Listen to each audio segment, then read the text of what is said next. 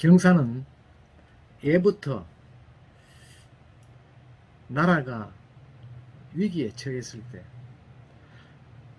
이 지역에서 많은 의병들이 출현해서 이 땅을 지켜왔던 그러한 고장입니다.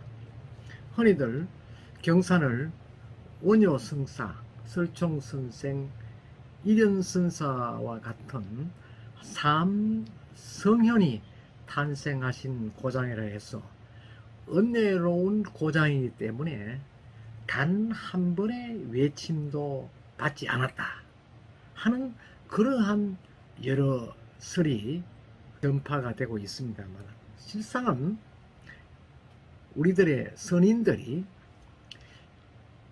위기에 봉착되기 이전에 미리 나아가서 적을 막아내었기 때문에 직접적인 그런 피해는 없었다는 것입니다. 되돌아보면은 서기 642년에 신라 선덕 여왕 11년에 김유신 대장군이 경산, 즉 당시 암양주의 군주로 부임하게 되었습니다. 김유신 장군이 암양주의 군주로 부임하게 된 근본 배경은 바로 백제의 신라의 관문성인 대야성을 빼앗겼기 때문에 김유신이 이를 다시 탈환하기 위해서 대야성 인근인 암양주의 군주로 부임하게 되었던 것입니다. 결국 암양주의 군주로 오게 되면서 군사를 직무하게 되었던 것이 바로 암양주의 청장년들이었습니다. 수많은 암양주의 청장년과 또 암양주 인근 지역의 청장년들이 대규모 직무가 되어서 서기 646년 대야성 탈환에 대거 동원이 되었던 것입니다. 그렇게 해서 대야성을 다시 탈환하게 되었다. 물론 삼국 사기나 삼국 유사에 보면은 여금곡 있는 곳까지 적을 유인해서 뒤따라오는 적을 섬멸했다 하는 그런 기록도 있습니다. 그러나 당시 김유신 장군이 출정하였을 때 물론 신라 정예군도 있었겠지만 많은 암양주의 주병들이 참여를 했다는 것입니다. 그러나 전쟁이 끝이 나고 삼국이 통일도 해도 그분들에 대한 아무런 국가적인 보상이 없었습니다. 그리고 1592년 임진왜란이 발발하였을 때도 지역에는 크게 삼계현에서 7명의 의병장이 창의를 주도하면서 약 3,600명이 지방 민병으로 창의에 봉기하게 된 것입니다.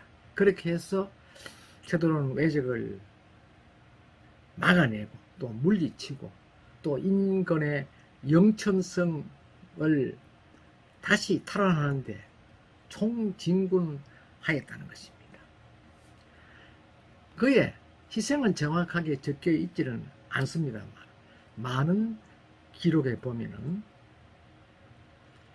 수많은 지역의 의병들이 목숨을 잃었다라고 생각이 되고 있고 또 이를 유추할 수 있습니다. 이런 전후 사정들을 미루어 보았을 때 후세 사람 우리들은 그들의 고귀한 희생을 새롭게 재조명하는 현창 사업을 서둘러야 한다는 것이죠. 저는 이러한 뜻을 가슴에 담고 있습니다. 그래서 지금까지 수차에 걸쳐서 인난 창의에 대한 집필도 하고 자료조사도 하고 연구도 하고 발표도 하고 책도 발간하였습니다. 그래서 많은 사람들이 임난 창이 때 우리 선조들의 그 구국 의지를 바로 인식해야 된다는 그런 마음을 갖고 있죠. 그래서 그 빠른 시간 내에 지역에 뜻있는 인사가 선두 주자로 나서서 이분들의 고귀한 희생을 다시 위로하고 또 현장하고 이분들의 고귀한 희생을 세상에 널리 알리는 그러한 일들을 서둘러야 할 것으로 봅니다. 그래서 경산에도 옛 역사의 닉네임대로 가장 복된 고장, 또 원효설총 이런과 같은 그런 훌륭한 인물이 배출된 고장이라는 점과 더불어서 많은 이 고장을 지키려는 구국 의사들이 있었다는 점을 다시 한번 우리는 상기해야 할 것으로 봅니다. 오늘은 문득 제가 이 생각이 나서 잠깐 제가 말씀을 드렸습니다. 감사합니다. 그간에 제가 집필한 책을 잠깐 보여드리면서 제 이야기를 마치도록 하겠습니다. 고맙습니다.